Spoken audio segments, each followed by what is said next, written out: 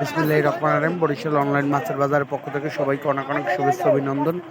এখন আমাদের বাজারে ডাক শুরু হতে যাচ্ছে, এরপর পরই সব দোকানপাট খুলে যাবে। এখনই চলে আসুন হাতেমালি কলেজ চৌমাথা বাজারে তরতাজা মাছ নিতে।